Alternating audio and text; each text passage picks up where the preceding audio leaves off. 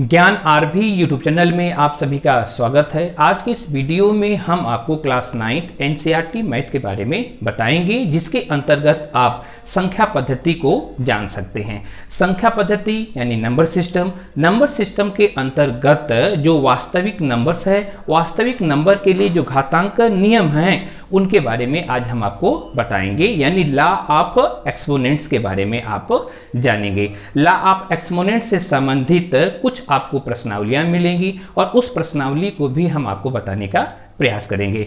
तो ऐसे रोचक जानकारी को प्राप्त करने के लिए हमारे चैनल को सब्सक्राइब कर लें, बेल आइकन को भी आप प्रेस कर लें, जिससे समय समय पर आपको वीडियो का नोटिफिकेशन प्राप्त होता रहे, और वीडियो को देखते समय उसे लाइक जरूर कर दें, और वीडियो अच्छा लगे तो उसे आप अपने दोस्तों में शेयर कर दें, और आपके जो सुझाव होते हैं, विचार होते हैं, कमेंट्स होते हैं, उसे कमेंट बॉक्स में जरूर लिखें। तो देर न करते हुए हम अपने वीडियो को शुरू करते हैं। आप हमारे साथ बने रहिए। आज की इस वीडियो में आप सीखेंगे एनसीईआरटी मैथ के अंतर्गत जो नंबर सिस्टम है। नंबर सिस्टम के अंतर्गत जिस प्रकरण के बारे में हम आपको बताएंगे उस प्रकरण का नाम है वास्तविक संख्याओं के लिए घातांक नियम, यानी लॉ ऑफ द एक्सपोनेंट। क्या है, कहाँ नियम इनके फॉलो होता है, आप इसे सीखेंगे। तो सबसे पहले हम लोग जो है घातांक नियम को समझ सकते हैं। क्लास 9th में आपको यानी चीज़ें जो है समझाई जा रही है, जिससे आप पिछले क्लास में इसे जरूर पढ़े होंगे। आइए कुछ प्रश्न हम आपको दिखाते हैं और उस प्रश्नों को आप देखकर जरूर समझ सकते हैं कि क्या घातांक नियम कौन कौन से हो सकते हैं। तो आइए आप हमारे साथ उस प्रश्नों को देखने का प्रयास करिए। तो आप जो है व्हाइट बोर्ड पर देख रहे हैं, आपके पास कुछ प्रश्न दिखाई दे रहे हैं। जैसे ये फर्स्ट प्रश्न है, ये सेकेंड है, और ये थर्ड है, और वो फोर्थ है। ये चारों प्रश्न को जब आप देखेंगे तो देखने के बाद आप जरूर समझेंगे कि पिछले क्लास में आपको ऐसे प्रश्न मिले होंगे, और इस प्रश्नों से आप ये समझ सकते हैं कि कौन से घातांक के नियम को यह फॉलो करेगा। आइए सबसे पहले हम लोग देखते हैं पहले प्रश्न का। तो पहले प्रश्न में आप देखेंगे कि 17 के पावर 2 है और 17 के पावर 5 है। अगर इसका आंसर देखा जाए तो 17 के पावर जो है 7 यहाँ प्राप्त होगा। ठीक उसी प्रकार से अगर दूसरे प्रश्न को देखा जाए तो दूसरे प्रश्न को यहाँ पर अगर इसको हल करते हैं तो 5 के पावर जो है यहाँ पर 17 आपको प्राप्त होगा। उसी तरह तीसरे प्रश्न को आप देखेंगे तो तीसरे प्रश्न में आप पाएंगे कि 23 के पावर यहाँ पर आप 3 प्राप्त होंगे। ठीक उसी प्रकार से अगर चौथे प्रश्न को देखा जाए तो चौथे प्रश्न में आप पाएंगे 63 के पावर यहाँ पर 3। यानी यह जिस प्रश्न के बारे में हम आपको बताएं, और इस प्रश्नों को हल करने का क्राइटेरिया जो होता है, जिस नियम के द्वारा यह बनाया गया, उसको बोलते हैं क्या है, घातांक नियम। अब यहाँ पर घातांक नियमों को हम लोग फॉलो करते हैं। देखिए यहाँ पर हम लोगों को यह जानना है कि ए, एन और एम एक प्राकृतिक संख्या है, यानी एक प्राकृत संख्या है। यहाँ पर हम लोग ये मान सकते हैं कि ए, एन और एम एक प्राकृतिक संख्या है। तो आपको याद होगा कि ए को यहाँ पर आधार यानी बेस कहा जाता है, और जो यम और एन होते हैं यहाँ पर इसको घातांक कहा जाता है या एक्सपोनेंट कहा जाता है। यानी यहाँ पर आप ऐसे समझिए कि अगर हम लोग जो है ए को बेस माने, और ए को बेस मानने के बाद इसके पावर लिखें या एक्सपोनेंट लिखें, तो अगर यहाँ पर हम m लिख दें या n लिख दें, कुछ भी है, तो उसको क्या कहा जाता है, घातांक कहा जाता है, जैसा कि मैंने आपको प्रश्न में दिखाया है। तो इस प्रश्नों के माध्यम से आप इस घातांक को समझ सकते हैं। आइए कुछ घातांक से संबंधित यहाँ पर सूत्र दिए गए हैं और उस सूत्र को समझने का प्रयास करते हैं। अब सूत्र में हमने आपको ये बताया था कि ए, एम और एन एक प्राकृतिक संख्या है। जब एक प्राकृतिक संख्या है तो यहाँ पर ए को क्या मानेंगे आप, बेस मानेंगे, और ए को बेस मानने के बाद जो एम और एन है वह क्या है, एक्सपोनेंट है, जिसे मतलब एक्सपोनेंट कहा जाता है। तो आइए कुछ यहाँ पर सूत्र दिया है। सूत्र में आप पहला देखेंगे कि ए का पावर एम हो या ए का पावर एन हो, तो इसे हम लोग ए एम प्लस एन लिख सकते हैं। ठीक, हल करते समय। ठीक उसी प्रकार से a का पावर m ब्रैकेट के अंदर पावर n, तो इसे आप जो है a पावर m n यानी m इंटू n लिख सकते हैं। ठीक उसी प्रकार से अगर तीसरा सूत्र देखा जाए तो आप देखेंगे कि a का पावर m अपॉन a का पावर n बराबर ये होता है a का पावर m माइनस n। ठीक है, यानी यहां पर देखा जाए कि बेस बेस समान है तो डिवाइड करने में जो पावर होते हैं वह माइनस हो जाता है। लेकिन यहाँ पर ध्यान ये देना है कि जो m है हमेशा n से ग्रेटर होना चाहिए। यहाँ पर एक चीज और आपको समझाते हैं कि अगर हम इसे a अपान a का पावर n लिख दें तो इसे कहा जाएगा a माइनस n। ठीक है, इसे a माइनस n आप कह सकते हैं। चलते हैं चौथे सूत्र की तरफ। चौथा सूत्र है यहाँ पर a power m b power m बराबर, यानी यहाँ पर क्या है, बेस असमान हो गया। ठीक, लेकिन एक्सपोनेंट क्या है, एक्सपोनेंट यहाँ पर समान है, तो हम क्या लिखेंगे, ab का पावर m लिखेंगे। यानी आप यहाँ पर देख सकते हैं कि अगर आप a n m प्राकृतिक संख्या मानते हैं तो प्राकृतिक संख्या मानकर a को आधार मान लिए और m n को एक्सपोनेंट मान लिए, तो यहाँ पर आपको निम्नलिखित सूत्र प्राप्त होते हैं। अब इन्हीं सूत्रों की सहायता से ये जो पहले प्रश्न थे, इस पहले प्रश्न को हम लोग हल किए थे। चलिए अब हम आपको प्रश्नावली के बारे में बताते हैं और प्रश्नावलियों को हल करने का तरीका बताते हैं। तो क्लास 9th एनसीईआरटी में प्रश्नावली 1.6 दी गई है और 1.6 में जो पहला प्रश्न है, पहला प्रश्न आप देखेंगे कि उसमें बताया गया है कि ज्ञात कीजिए, क्या ज्ञात करना है, 64 का पावर 1/2। तो यहाँ पर आपको ध्यान रखिएगा कि इसमें अभी हम लोग जो है इस नियम को, इस सूत्र को फॉलो नहीं करेंगे, है ना। यहाँ सिंपल ढंग से, यानी पिछली कक्षाओं में आप जरूर इस तरह के प्रश्न देखे होंगे और कैसे इसको सॉल्व किया जाता है। तो पहले सबसे पहले हम लोग देख लेते हैं, यह बेस है और यह पावर है, ये देख लिए। ठीक, तो सबसे पहले करते क्या है कि इसको छोटे में या ट्रिक के माध्यम से भी हल कर सकते हैं और लॉन्ग मेथड में भी इसे हल कर सकते हैं। तो आप यहाँ पर देखिएगा कि अगर पावर 1/2 है तो यहाँ जो लिखा गया है हर 2, तो इसका ऐसा फैक्टर कीजिए कि जिसके पावर 2 आ जाए। वैसे 64 का फैक्टर अगर आप करते हैं तो 2 × 2 × 2 कितने 2 हो जाएंगे। ठीक है, लेकिन यहाँ पर आपको करना क्या है कि जो 1/2 है इसको हटाने का प्रयास करना है। तो हम लोग क्या करेंगे, इसको हल करते समय 8 × 8 ये हो जाएगा आपका, और ब्रैकेट हो जाएगा 1 का पावर 2। ठीक है, ये हो गया। उसी प्रकार से आप लिख सकते हैं यहाँ पर 8 का पावर 2 और 8 का पावर 2 यहाँ पर, और ये आपका हो गया पावर 1/2। तो आपको मालूम है कि जब 8 का पावर 2 है यानी 8 स्क्वायर है, और ये ब्रैकेट हटेगा यहाँ पर क्या हो जाएगा, इंटू हो जाएगा, और इंटू होने पर 2 से 2 एक कट कर आंसर आपको मिल जाएगा 8। ठीक ना, आंसर आपको यहाँ पर मिल गया 8। ठीक उसी प्रकार से अगर दूसरे प्रश्न को देखा जाए तो दूसरा प्रश्न आपका है 32 का पावर 1/5। ठीक ना, तो अब यहाँ पे ये देखिएगा कि अब हम सीधे हर को लेते हैं, हर यहाँ पे 5 है, तो हमको 32 का ऐसा फैक्टर करना है जो इसका बेस जो है सेम संख्या हो। जैसे कि इसमें क्या बेस सेम संख्या था, मैंने जो है, अच्छा, जब इसका जो संख्या सेम होगी, आइए देखते हैं क्या है। तो सेम संख्या क्या है, 2 × 2 × 2 × 2 और × 2। कैसे, देखिए 2 दूनी के 4, दूनी के 8, दूनी के 16, दूनी के 32। अब इसका फैक्टर हम लोग निकाल लिए, यानी 32 का खंड कर लिए, और 32 का खंड करने के बाद पावर लिख दिए 1/5। ठीक उसी प्रकार से आप क्या लिखेंगे, 2 बेस हो गया, और कितनी संख्या यहाँ पर आएगी फैक्टर में, आपको 5 आ गई, और यहाँ पर आप लिख लीजिएगा 1/5। ठीक है, ये हो गया। अब सीधा है, ब्रैकेट को हटाते हैं, गुणा होता है, और ये 5 से 5 संख्या कटती है, और कट कर आपको आंसर कितना मिलेगा, 2। ठीक ना, यानी यहाँ पर आंसर कितना हो गया, 2 यहाँ पर आपको प्राप्त हो गया।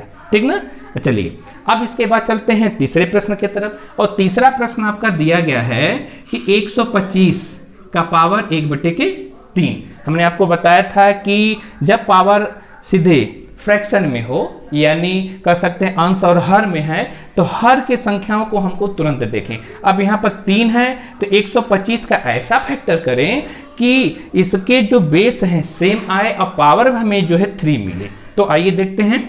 125 का फैक्टर होगा 5 इंटू 5 इंटू 5, ब्रैकेट करिए और पावर 1/3।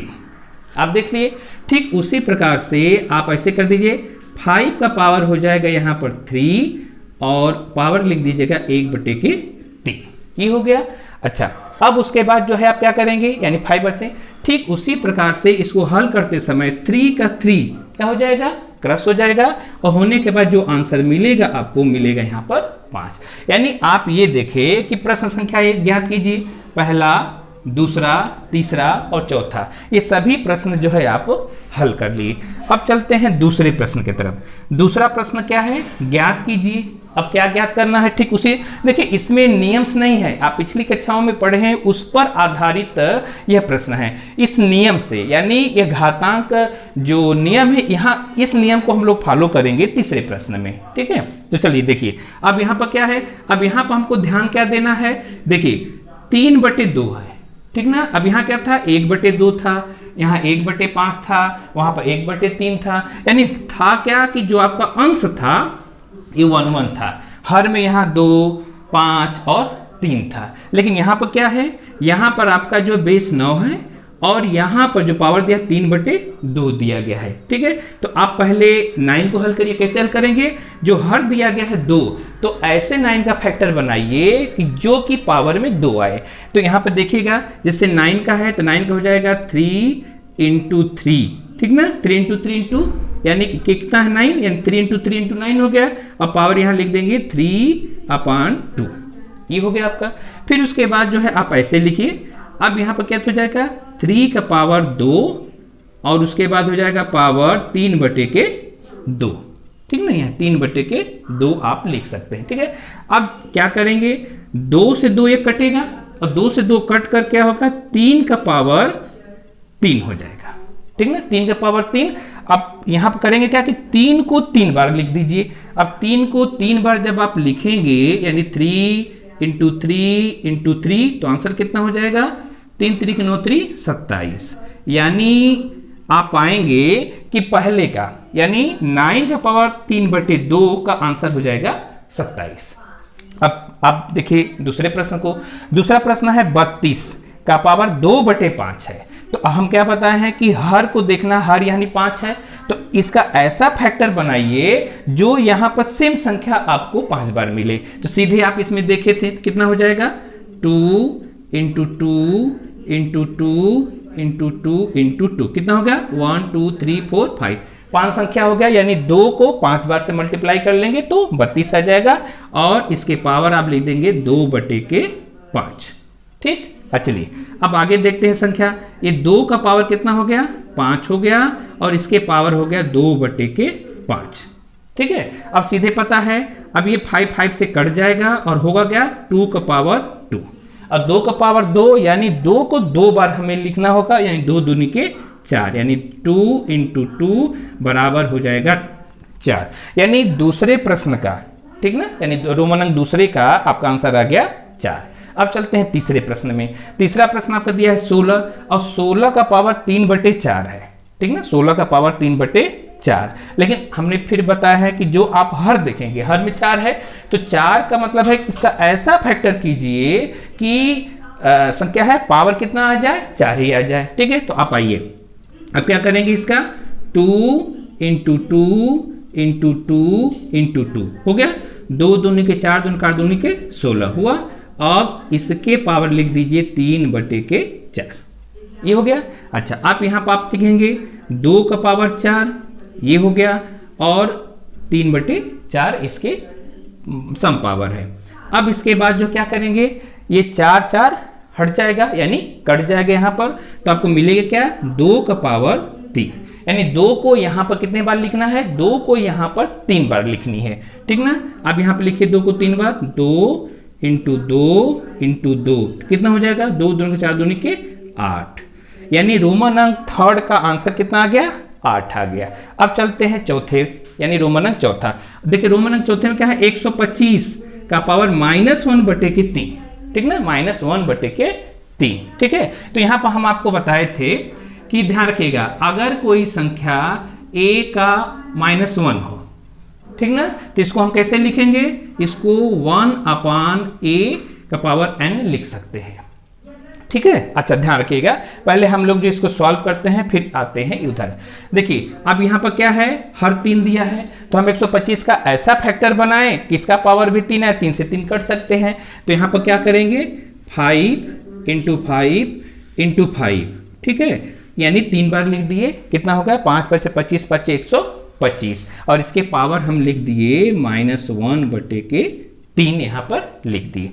अब यहाँ पर आप देखेंगे कि 5 का पावर 3 हो और ब्रैकेट क्लोज करिए, -1/3, जिसमें क्या है, 3 से 3 कट जाएगा, ठीक है, 3 से 3 यहाँ पर कटेगा और आपको मिलेगा 5 का पावर -1, ठीक ना।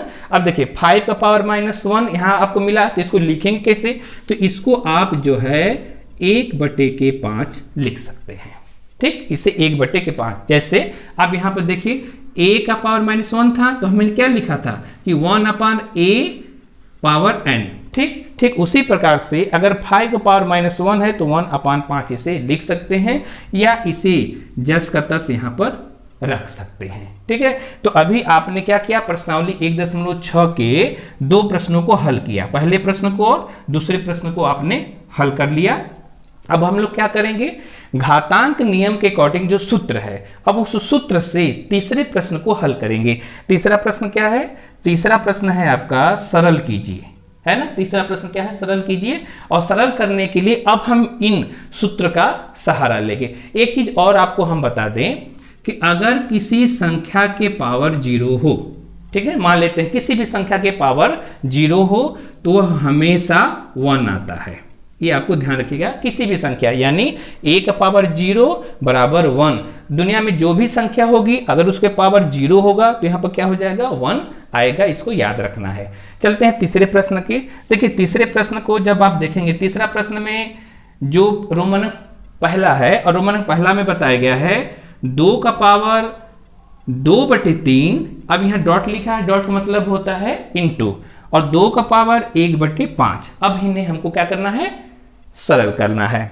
अब यहाँ देखिए जो आपका बेस है, बेस क्या है, सेम है, जब बेस सेम है और पावर क्या है, यहाँ पर पावर जो होता है असमान है। अब पावर यहाँ पर जब असमान होगा तो नियम कौन सा फॉलो होगा, अब इसमें आप देख सकते हैं चारों सूत्र में कौन सा नियम फॉलो होगा। फिर से एक बार देखिए, 2 का पावर 2/3, 2 का पावर 1/5, गुणे का निशान है। अब इसमें कौन सा सूत्र लागू होगा, तो आप यहाँ देखेंगे कि a का पावर m, a का पावर n, ठीक है। अब यहाँ पे जो पावर है ये क्या है, असमान है, ठीक ना, जैसे कि पहले प्रश्न में दिया गया है। हम इस सूत्र के माध्यम से ये रोमन अंक पहले प्रश्न को हल करेंगे, ठीक ना, इस सूत्र के माध्यम से। तो कैसे करेंगे, बेस जब यहाँ पर समान है तो बेस को क्या करेंगे, यहाँ पर सीधे लिख लेंगे 2 हो गया, और यहाँ पर क्या हो गया, पावर को यहाँ पर प्लस कर देंगे, यानी 2/3 + 1/5 यहाँ पर प्लस करेंगे। और प्लस करने के बाद क्या करेंगे, 3 और 5 का एलसीएम ले लेंगे, और 3 और 5 का एलसीएम लेने पर कितना आ जाएगा, 15 आ जाएगा। और 15 आने के बाद अब 3 से 15 को करेंगे, तो 3 से 15 को काटेंगे तो कितना हो गया, 3 × 5 = 15, और 5 दूना के 10, यानी 10 धन 3। कैसे, 5 से भी डिवाइड करेंगे तो 5 × 3 = 15, 3 × 3 = 3, यानी 10 धन 3 आ गया आपका, यानी 2 का पावर 10 धन 3/15। अब यहाँ पर हम क्या करेंगे, 10 और 3 को प्लस कर देंगे, और 10 3 को प्लस करने के बाद यहाँ पर लिख देंगे 13, यानी 2 का पावर कितना हो जाएगा, 13/15। अब ये किस सूत्र को फॉलो किया है, यह सूत्र को फॉलो किया है a power m × a power n = a power m + n, इस सूत्र को यह फॉलो किया है। और इस सूत्र के माध्यम से यानी आपका सरल करने में रोमन अंक फर्स्ट का प्रश्न हल हो जाएगा, जिसका आंसर यह आपके स्क्रीन पर दिख रहा है। यानी आपके स्क्रीन पर यह आंसर आपका आ गया कितना, 2 का पावर 13/15। अब चलते हैं रोमन अंक दूसरा। रोमन अंक दूसरा को सरल करना है। प्रश्न क्या है कि 1/3 का पावर 3 ब्रैकेट मतलब सबके पावर 7, अब यह जो है किस नियम को फॉलो करेगा, आप यहाँ पर देख सकते हैं कि किस नियम को यह फॉलो कर सकता है। देखिए, तो अब इस नियम को फॉलो करने के लिए हम आपको एक सूत्र यहाँ भी बताए दे कि 1 के अपान यानी a का पावर n है, तो इसे क्या लिख सकते हैं, a का पावर माइनस n लिख सकते हैं। यानी आप ये भी ऐसे, अगर इसको a का पावर माइनस n है तो इसे 1 अपान a का पावर n लिख सकते हैं। वही नियम क्या करेंगे हम लोग यहाँ पर फॉलो करेंगे। आज देखिए, आप प्रश्न को देख रहे हैं और प्रश्न को देखने के बाद क्या करेंगे, 1 अपान 3 का पावर 3 है तो इसको क्या लिख दें, इसको लिख देंगे 3 का पावर माइनस 3 लिख दें, ठीक ना।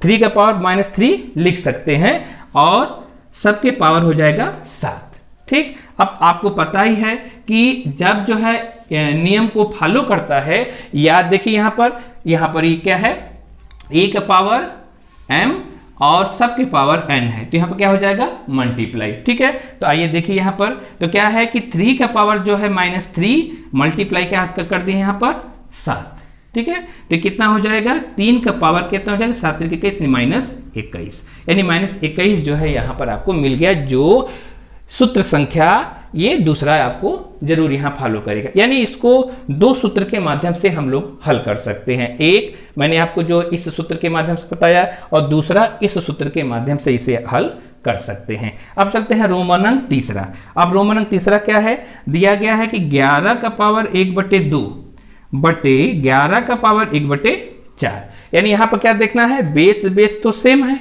ठीक है, लेकिन अब यहाँ पर क्या है, जो पावर दिया गया है पावर क्या है, असमान है। तो अब ये किस सूत्र को फॉलो करेगा, आप इस सूत्रों में से आप देख सकते हैं। अगर ये सूत्र आपको नहीं मिलते हैं, ठीक ना, तो कुछ और भी सूत्र हैं, लेकिन देखिए सभी सूत्र इससे आपको जरूर मिलेगा। तो यहाँ देखिए, a का पावर m अपान a का पावर n, यानी बेस सेम है लेकिन जो पावर है यहाँ पर असमान है। तो होता क्या है कि डिवाइड में हमेशा जो घात लगाए जाते हैं, घातांक होते हैं, उसको हमेशा माइनस कर दिया जाता है। यही नियम यहाँ पर फॉलो होगा। तो देखिए, बेस को हम लोग जो क्या कर दिए 11, बेस को 11 कर दिए, पावर 1/2 माइनस 1/4 हो गया। अब यहाँ क्या करेंगे, 2 और 4 का लघुत्तम ले लेंगे और 2 4 का हो जाएगा आपका 4 मिलेगा।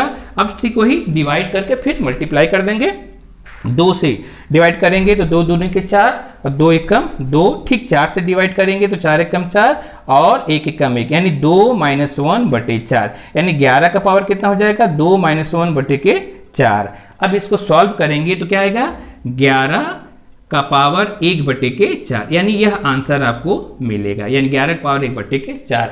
और किस सूत्र को, किस नियम को फॉलो किया था, तो वह नियम है a का पावर m बटे a का पावर n बराबर a का पावर m माइनस n। इस नियम को यह फॉलो किया था। अब हम चलते हैं रोमन अंक 4, यानी रोमन अंक 4 प्रश्न की तरफ। देखिए, रोमन अंक 4 में जो प्रश्न दिया है, 7 का पावर 1/2 मल्टीप्लाई 8 का पावर 1/2, यानी यहाँ पर क्या है, बेस असमान है, यानी यहाँ पर बेस असमान है लेकिन जो पावर है यानी घात है ये क्या है, समान है। तो अब ये किस नियम को फॉलो करेगा, आप यहाँ से देख सकते हैं। देखिए, यहाँ पर क्या दिया है, बेस असमान है, यानी a का पावर m b का पावर m बराबर ab, यानी इन दोनों का मल्टीप्लाई कर देंगे और हो जाएगा कितना, पावर m, ठीक। इसी रूल को यहाँ पर हम लोग लागू करेंगे। तो क्या करेंगे, 7 और 8 का मल्टीप्लाई कर दिए, यानी 7 × 8 ब्रैकेट क्लोज करिएगा, फिर पावर 1/2 और 7 8 का मल्टीप्लाई करने पर कितना आएगा, 56, यानी 56, और 56 का पावर हो जाएगा 1/2। यानी किस सूत्र को फॉलो किया था, तो सूत्र है a का पावर m b का पावर m बराबर ab का पावर m, यानी इस सूत्र को यह फॉलो किया था। आपका आंसर जो है यह मिल गया, ठीक है। तो अभी आपने ये देखा कि वास्तविक संख्याओं के लिए घातांक नियम क्या हैं और घातांक नियमों के माध्यम से हम लोग जो है इस प्रश्नावली को हल किए, ठीक है। अच्छा, प्रश्नावली को हल करते समय हमारे पास कुछ समस्याएं होती हैं, तो उस समस्याओं को हल करने के लिए आप क्या करेंगे, अपनी रफ कॉपी लेंगे, रफ कॉपी पर लेकर उसको कैलकुलेशन करेंगे। तो आज के वीडियो में हमने आपको संख्या पद्धति के अंतर्गत जो घातांक नियम है उस घातांक नियम के बारे में बताए। अब हम अगले वीडियो में आपसे मिलेंगे, तब तक के लिए आप सभी को धन्यवाद।